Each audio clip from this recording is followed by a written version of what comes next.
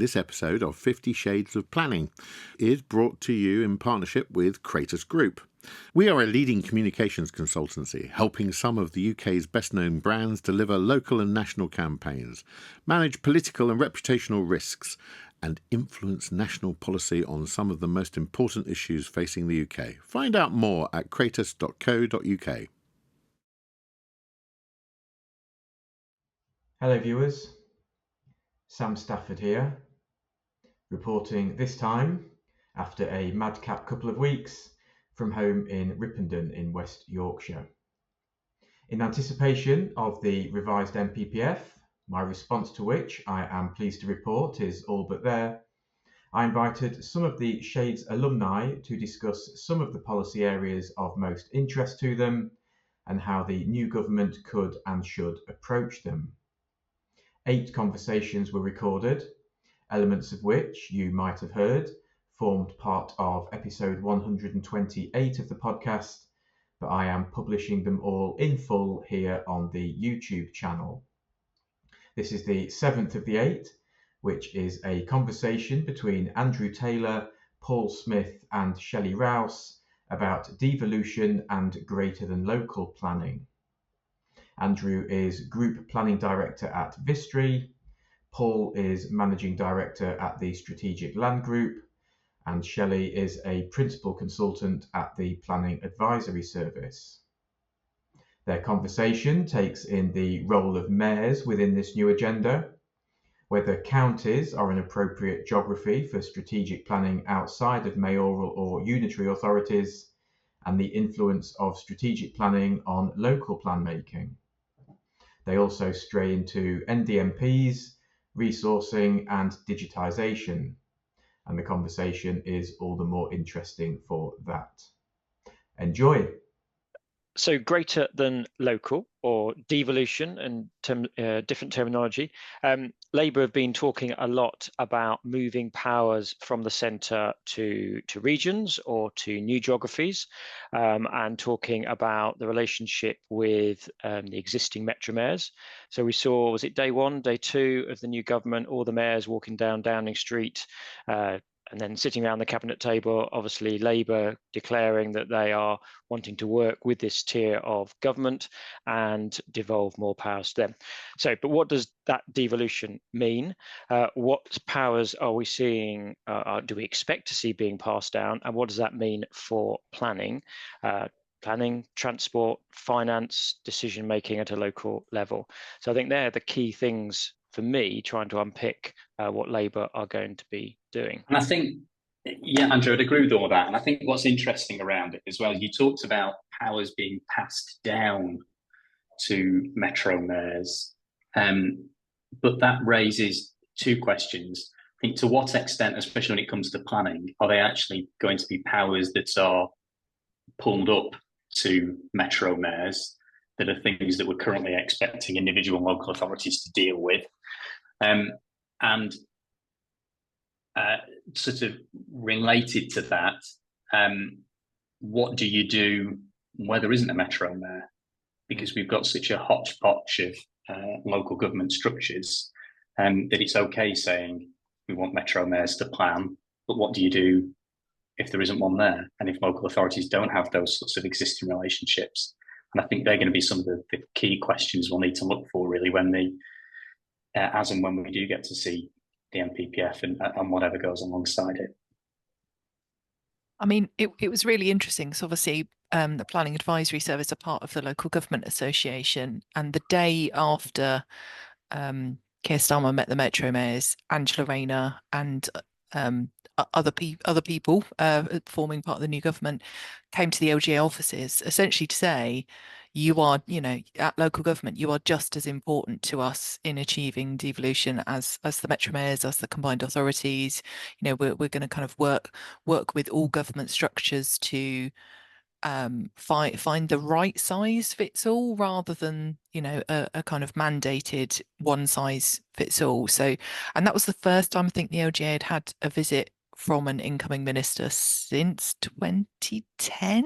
I think I'll have to double check the records, but it was quite unusual for some really kind of prominent signalling that local government in the various kind of unitaries and county structures are seen as sort of equally important to however the devolution of powers are going to be. And it's going to be really interesting to see what happens with planning, because up till now the Metro Mayors have, on the whole, avoided taking on planning powers like the plague, for a variety of reasons. And I wouldn't like to speculate why individual Metro Mayors have said no thanks, not for me.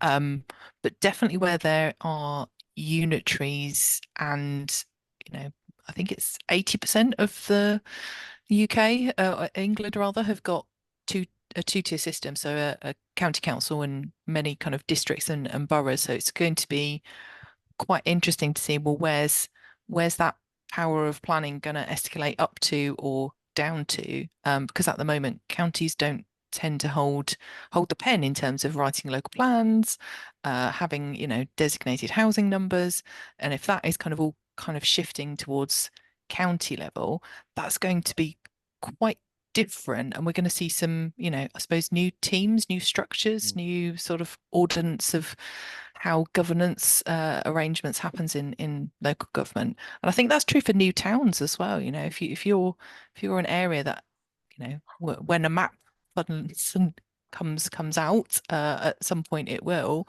where are those new towns going to be, and who's going to have sort of responsibility for their delivery? Is it going to be development corporations, or is it kind of standalone set up structures, or is it going to kind of fall to existing councils and other local government functions to sort of kick the ball off, to be honest? Before we leave the structure point, I suppose mayors are being used because they're, there's a number of them at the moment. There's an existing bigger geography, larger than local. But the point that I think Paul made about how you're going to work out these new geographies, and what you were saying, Shelley, you were sort of defaulting towards county, but how are these areas worked out? And obviously we've got some mayors that go over the county boundaries and different boundaries, and some, you could argue, don't take in the whole geography of their urban area and the hinterland. But actually, there's going to have to be, if this is the new way of doing strategic planning, they're going to have to be some decisions, and well, no, you can't have that area. This is the geography you're going to have because it doesn't fit otherwise.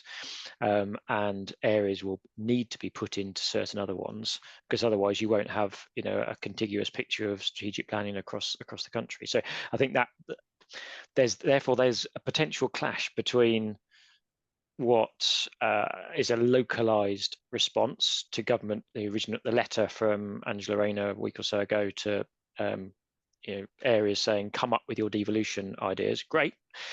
But actually there's going to be a reality check at some point saying, well, these areas don't quite all match up, and actually we need them to be contiguous, and therefore actually you've got to change it, and you can't have your nice cuddly one. You've got to work with these people as well. You've got to which might not necessarily be a functional geography. And counties are a good boundary, but are they the right functional transport, natural water catchment boundaries, whatever it is that they might need to be to cover with some of the problems we're currently dealing with? No, I think is the simple answer. Counties do not fit with sensible functioning geographies to deal with planning matters. I think my slight nervousness about all of this is, I experience talking to councils on a daily basis, and those that are trying to do bigger than local issues, such as nutrient neutrality, such as water neutrality, such as special protection areas, or even how housing need is the big one. People don't play nicely together, and that is on both the officer and member side of local authority. So I think if it's going to work, it can't just be we'll pick who you're going to play nicely with, because that again won't be the right sensible geography to deal with some of these issues, and it's going to be a little bit forcing people to play nicely together or to join forces, and that's really hard to do. But I don't know whether the government will want to do that now, because it's a difficult and challenging thing to do, but doing it early capitalizes on the majority and the sort of sway of kind of optimism that's happening at the moment. I think how the reality hits the theory is really key to all of this, isn't it? And I think there's lots of positives to be said about this. You know, I think all three of us would probably agree that there's logic in planning at a larger than local scale, and I'm reassured that the discussion is about strategic planning, not regional planning, because I think that was almost getting too big. So trying to find somewhere in the middle is great, but as you say, Shelley, there's that tension between a nice idea in theory and how you turn it into a practical, operational, working planning structure. And you know, yes, there's that question about how local authorities group together and what the basis of that, and what the basis for that is. But I think there's a couple of other things as well about, you know, once you've done that, to what extent is the strategic plan that comes out of that something that has to be, that everyone has to agree with? You know, we've seen, I'm sat in Manchester today and you can see the sun shining behind me, but I promise I am, even though it's sunny. And, you know, we have a greater than local plan in places for everyone, places for almost everyone, as I like to call it. And Andy Burnham was only able to deliver 9 out of the 10 local authorities that make up Greater Manchester through that process, because one authority, Stockport, decided not to play ball. There's a second authority, Oldham, which keeps trying to have a vote on withdrawing from that plan. And in both cases, because they're not happy about what that means from Greenbelt. And where you need unanimity, that causes issues itself, especially if you've had that grouping of authorities sort of forced together. And then a second sort of related issue to that in many ways is what this means in timescale terms.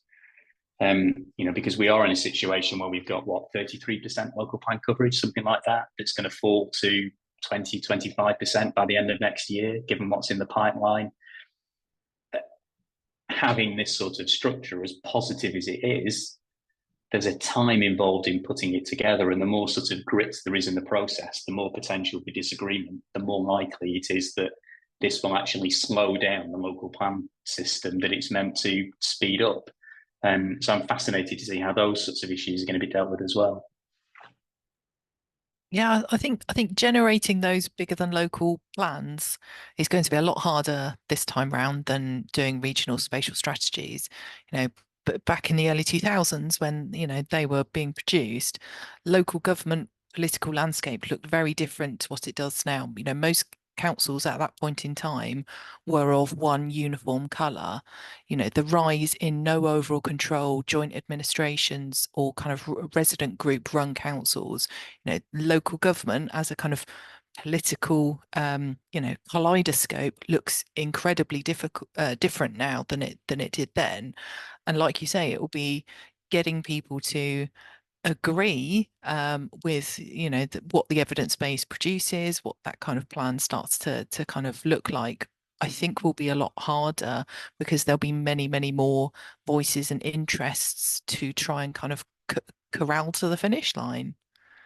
I think there has been some discussion, though, about changing the voting, so not having to be unanimous, a majority voting. So for these areas, so you could have, you know, and it being a requirement. So going back to Manchester, Paul, you can't opt out. You are in this area as a council, and, you know, whatever it is, 7 can outvote or 8 can outvote 9. You know, and actually you may want that. You know, in a logical sense, that is sensible in terms of having a majority voting to make sure that one can't hold up the passage. And actually, it's a devolution of power, but with power becomes that responsibility to actually do something and get it in place. But you do then have that, you know, rubbing up against the local responsibility and the local power from those councils, in terms of they are losing some. But I suppose the benefit in that sense of the devolution, and I am saying from the top, Paul, rather than coming up, but the devolution down, I think it's not just talking about the planning powers, but it's about finance, and it's about, well, buses have been talked about a lot, but transport in a broader sense, and actually tying some of those things together. So there are some carrots there as part of it. It's not just a fact you're getting a nasty job of trying to do a strategic plan that allocates housing numbers, but actually there is some benefit in tying all that together. I think my only slight nervousness with that is that has to come within a structure. As in, if you're getting all these powers and money, and you then get not only the whatever it is 12 we've got at the moment, but 30, 40 different groups across the country, different regional areas across the country, that breakdown of a national approach in terms of financing, for example, if Homes England is, some of the financing gets pushed through the mayoral areas, actually you're at a time when we're needing to focus and have clarity on delivering housing targets and money and financing for all these projects. Actually, you've then got lots of different approaches to how you dole out money for infrastructure or for housing. That could actually put things back. But in terms of the planning powers, I suppose the other thing, Paul, picking up your concern about timing, is that there's going to require legislation to do this. If we are hoping that the government are going to say there is a requirement to get local plans in place now, shortly, and without that, you're going to be more susceptible because of the presumption stable development comes back in or kicks in harder. Actually, the short term is much more about local plans, and then the regional is perhaps thinking about coming in for the next round and actually then working out. So it is an interesting period. We've got to hope that councils continue to work on local plans, continue to get those numbers, updating numbers, whatever may well be coming down the line, get that moving, and then the regional plan comes in a little bit later to help on almost the next review of the local plans and the next review and the next dividing up of numbers. Yeah, I think it's about carrot. It needs to be about carrots and sticks, doesn't it, with local plans? And I think what we've seen over the last 18 months, 2 years, 3 years is that the expectation of systemic reform has been used in some instances as a reason for not progressing a local plan. And actually, in the position we're in right now, it's completely understandable because we've got this sort of mooted transition date to the new local plan system at the end of June 2025 to submit your plan to examine it under the current system. And, if you're not a long way through the process, you already can't hit that. So we've seen things grind to a halt. And I think what that experience should tell us is that if we are going to have some sort of legislative change that's going to take time, we need to make sure that there are the other incentives in place, that local authorities do carry on with the local plan making and do crash on with it. And because they can take many forms, and again, the new NPPF, as and when we see it, could well help in that regard.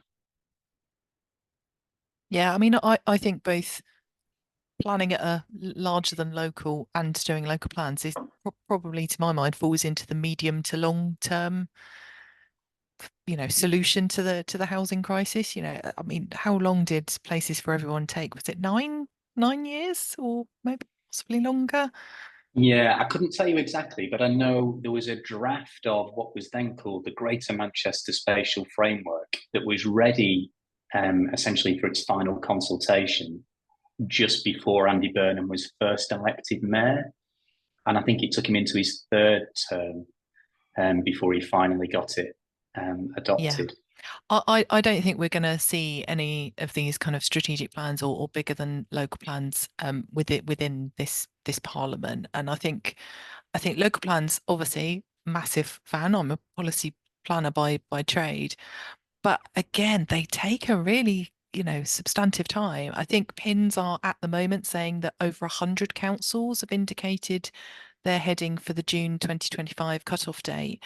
Now, PINs normally examine like between 15 and 20 plans a year. So the idea that suddenly there's going to be 5 times as many plans as normal suddenly kind of hit the books, I think is probably a little bit unrealistic on the side of the council side, saying that's the date they're going to hit by. And I wonder if that's a date on a local development scheme that probably doesn't reflect reality. But again, local plans take a long time to produce. How are PINs going to kind of examine those? Those are probably not going to be adopted until kind of a couple of years from now, dare I say. And the ambition of delivering 1.5 million homes within this parliament, it's going to fall to decision making. It's going to fall to churning out planning applications far more than return to kind of sensible geography planning, which I think is great. They've got to do the hard work now so that by the time a next Parliament does come along, we're kind of already down the track in introducing that layer of governance, that layer of kind of operating. But if we've got the time, we should do it right. We should really think about it. This isn't going to be a really kind of short-term fix. It's going to be in the medium to long-term fix. So we should really take our time and think about what are the sensible geographies in different locations. I don't think there will be a one size fits all. It will be down to where administrative boundaries are, where topography and other things such as, water and housing market areas, all that sort of things. I just don't want anyone to kind of rush into this and just be like, well, metro mayors are the solution, combined authority solution, or massive unitaries are the solution. Let's get rid of districts and lump them all in counties. I think we've got a chance to do it once and do it right. And I think we should maybe take our time and kind of work out where it's going to suit best for different parts of the country. So as a challenge to that then, Shelley, actually writing to local authorities across the country and saying, do you want to come up with a jolly good idea and let us know, is probably not the best way of doing it. Because you'll get a range of different, they're my friends, they're your friends, this is how our group that we like working together. And it's not necessarily, it may be perfect, but it's not necessarily going to be that proper geography that you're talking about, which makes entire sense. But obviously what they've done is said, well, actually, we want to work with you, come forward, do your devolution. And what have we got? We've got Suffolk and Essex and various other bits in the bag that are, been in the pipeline with the previous government. Will they just be reheated and sort of pushed through with a bit more power, a bit more devolution? But is that the right answer from what you're saying? I think it's part of the answer. And I think, those places you named, they work well together and think about planning coherently because they've worked together for a long time, because they've got cross-boundary issues. So I think there will be an element of, who do you play nicely with? And you probably play nicely with them because you've had big challenges to solve and you've got kind of existing networks and relationships and, similar challenges and geographies to kind of work with. But it's not going to fill in the jigsaw of the entire country just doing it that way. There's going to have to be some other solutions, and that's when that's going to have to be, government are going to have to make some difficult decisions, aren't they, and probably upset people in some of that. But Paul, you talked about the timescale for local plans. I know it's not quite larger than local, but actually that's quite important in terms of moving this debate forward. How much do you think of the LURA stuff is going to be kept in terms of the changes? Because we were saying that it's been taking too long for local plans, but we obviously don't want it taking too long for SDSs, regional plans or whatever coming forward. But how much of that do we think might be kept for LURA, and how much might be just ditched because none of the regulations have come in to bring it into play? And what impact does that have on the regional plan making, do we think? What a huge question that is. I think a nice succinct answer, please, if that's possible. Yeah, that's a whole other podcast. No, I think I would like to see, and notice how I've changed the question there. I would like to see the new local plan system kept, because I think there are some benefits to that in terms of, particularly with the gateway checks and sort of the rubber stamping of the process as it proceeds. I think one of the issues that one of the reasons plan making takes so long at the moment is the first act of an examining inspector is too often to write a letter listing all the extra bits of information that they need. So I like the process from that point of view. Let's not get hung up on the 30 months because it's not a 30-month process. I think that was something that was announced and then they tried to sort of backfill by moving work outside of the period, and it doesn't cover what if you need to go around the houses again, excuse the pun, at a gateway check. So I'd like to see that kept. I think the other thing I would like to see kept is the national development management policies, because I think they can be an incredibly powerful tool. There are some really obvious things to include, like green belt and flood risk policy, which we shouldn't have 300 and odd different versions of that. But over time, I can see how you could use that to refine development management policies to deliver other government objectives in a very quick and timely manner. It'll avoid plans being out of date because DM policies are out of date, for instance. So I think I think those two things sit together really well. A lot of the other stuff, infrastructure levy, I don't think it's ever going to see the light of day, is it? There's a few other examples of things that I suspect, we might not see anything come forward. I agree completely, Paul. And there are bits of the law that you haven't touched on that I'm really quite excited about, and I hope does get kept. And that's around the kind of digitisation and data standards. I think moving to a local plan system where there is almost kind of set data sets for different parts of evidence base or different, digitisation models of presenting the local plan would just be fantastic, because, the fundamental reasons why plans take so long or fail is because of the, giant evidence base of reams of documentation and data that, isn't consistent, is, just far too kind of unwieldy, or it's, plan failure is tied to local housing need, or and where, how do you share with your neighbours, where does it go, and do you have a green belt is the kind of big stumbling block. And it's taken how long to get that word green belt into this conversation? Go on. I fail the game. But a return to kind of bigger than local would potentially fix that.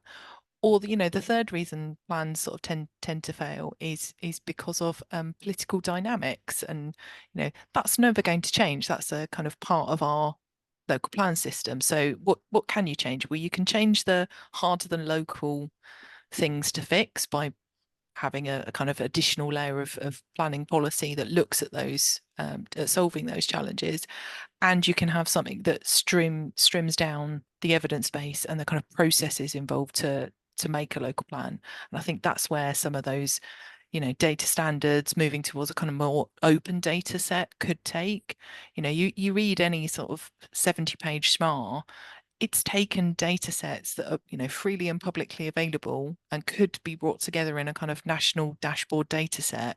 We just kind of, need to get there, and the law has got some really good building blocks for achieving that. So you mean the individual authorities no longer need to do their schmars, Shelley, because what PAS is going to do is bring together all those databases, and if government produce a new number per authority, you just tick it in your little database and out pops the mix that you need to do and the different types of allocations. I've got enough people giving me work for the year. I don't need well done. Else adding. So but by the end of the week then or so, yeah. But I mean that is a prime example where there are kind of lots of national data sets available, and individual councils go out and commission and buy the same sort of small group of consultancies to just reflect that data back to them on a kind of local circumstance. And I just think in a modern era, we need to kind of shift away from that and work in a much more kind of open data fashion. Or we can't have 400-page PDFs going forward. You've made an interesting point there about structure and templates and things like that, because all councils produce, their own local plans or their own structures or their own reports and evidence bases, with no real guidance or template really from government. Even like your SMARs, every consultancy approaches them slightly differently, and there's good practice and things like that. What about green belt reviews or landscape character assessments? None of that has that simplicity of this is the review is obviously carried out locally, but the structure, the characterization approach, that there could be a lot more national approach to that. I suppose that is my concern about the devolution. Coming back to devolution, that's some of my concern about the devolution, in the fact that we're creating far more bodies across the country that we as developers have to engage in, which is fine, but also that then end up with their own quirks and idiosyncrasies, as opposed to operating at a simplistic level and not churning out the same thing, but at least following the same structure, so they're not reinventing the wheel every single time, either in their evidence base and or in the documents that they produce. Yeah. And I think sorry. Cool. No, go on, Shelley. Go. I was going to say the other bit that's sort of just been triggered in my brain is, if we are creating a kind of another level of planning strategy, like where do the planners come to write that and make that? Where are 300 extra planners as a minimum going to come from? And it's all going to probably come out of local government, just sort of cascading planning skills upwards, in the same way that devolution's kind of giving power downwards. I like the idea of cascading upwards. I mean, any discussion about planning always ends up talking about resources, doesn't it? And I think what I was going to say about digitisation and digital planning is there's two ways of tackling a resource challenge. One is that you provide more money and more planners, and we undoubtedly need to do that. But the other way of dealing with it is to deploy the resources you've got more effectively. And I think with a lot of the challenges that you talked about, Shelley, with evidence-based documents and the inconsistencies of them, and there is one local authority that I won't name, but their policies map on their website is a scan of the hard copy from the office, complete with sellotape over the fold where it's ripped. Things like that, taken inordinate, there's a time cost in those things.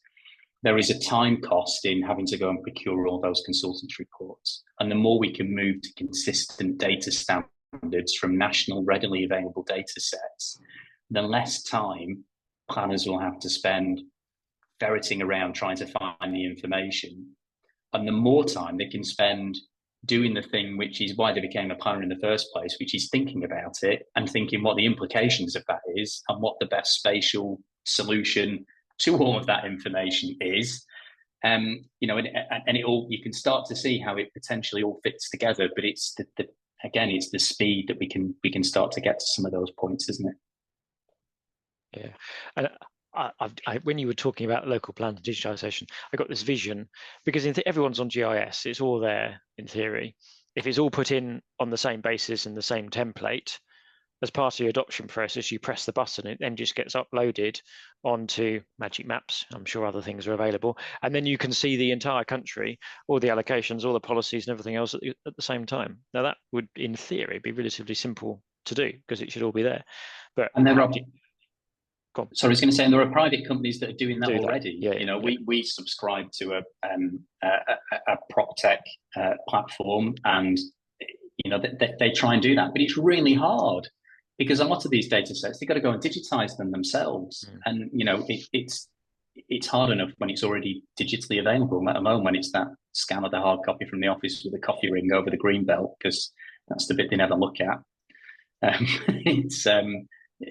It's hard to get there. Yeah, and I think, open digital planning, so the kind of digitisation arm of MHOG are starting to do this. So it's on a kind of test website, a beta version website, but there is a national map where you can click on what layers you want, and a lot of that information has come from local authorities submitting data in a kind of data standardized way. It's taken the brownfield register model kind of on a step, and I'd go a step further and say, wouldn't it be great, you'd have a national map with all different constraints. You then load up your local plan data. What about planning application data? I'd love to be able to just, randomly pick a house somewhere, far away from me and be like, okay, what was the planning application on that, without having to trawl through the council's website, search for a bleak reference number rather than sort of having that all integrated, or being able to see in a digitized map how sites are coming forward, like how many units have been delivered on this, big allocation, almost kind of see as, as UPRNs get generated where those houses are being completed. I still can't believe planners from local authorities go out and count net curtains and flower pots on sites, to check off to say that house has been built, when there's all these other kind of data sources that would kind of fill those gaps. So yeah, let's go full hog and be completely ambitious. We're going to get full plan coverage, full strategic plan coverage, all going to be integrated on a map, right down to housing delivery and planning application status as well. So dragging this back, kicking and screaming to devolution and greater than local. Positive and negative, do we think, from the proposals that we've got? So a positive for me, we're starting to see the return of strategic planning, actually looking across the boundaries from council to council and trying to tie things together. But a negative, I think, is that the plethora of new organisations that have to be engaged with, and the difficulty that may bring. Yeah, I think so. And I think one of the questions that we've not touched on, but I think is something that needs considering as well, is actually what the mechanism is once you've established this geography and how they're all going to do, what's the mechanism for that strategic plan? Because I know there's been talk of spatial development strategies, which is what's used at the moment. But again, without wanting to keep talking about Manchester, but Manchester didn't do a spatial development strategy. And it didn't for two reasons. One is that Stockport decided not to join in. So you can't have an SDS for 90% of your geography. But the other was that a spatial development strategy, as I understand it, can't actually allocate sites. So what they wanted to do in Greater Manchester was use the regional plan, the combined authority plan, to identify key strategic development sites, including cross-border sites. And they couldn't do that under the SDS regulations. They'd had to do a joint local plan instead to be able to identify those sites. But I think just sort of underlines that they do need to think quite carefully about this. And if they are going to take the time with it to make sure they get it right, it's those sorts of issues they need to think through. What are the things that it should actually be allowed to, that you are actually allowed to do at a strategic level? Is it just distributing development need, or can you go a little bit beyond that with big allocations, transport, infrastructure? Maybe that should be in that document. Exactly how do you define the limits of it? Yeah, I think that links to one of the big pros that I can see, is that, from what we know, and there's kind of quite little out there, is that it's going to be linked to local growth plans. So it's not just going to be about housing, which is what local plans kind of, fall into the trap of just being about housing sites. I really hope this is an opportunity to kind of link it to that proper kind of placemaking and investment in places, and linking it to the sort of economic benefits that do tend to get forgotten. So it'd be really interesting to see how that relationship between local growth plans and bigger than local strategic planning kind of comes to fruition. And I think the other big benefit from my perspective is that some of the challenges, particularly around housing need, particularly around stuff like nutrient neutrality, are challenges that are too big for an individual council to try and solve, both, from an officer technicality point of view, but also from a kind of political buy-in point of view. So that for me feels like where there's a significant amount of benefit is that it's not 311 sort of little people all trying to kind of solve a big problem on their own. It's somebody kind of having that more sensible kind of overview perspective, and sort of lifting that problem off their shoulders. Hello viewers, Sam again. My thanks to Andrew, Paul and Shelley for letting me share that conversation with you. Look out for the final one, which I will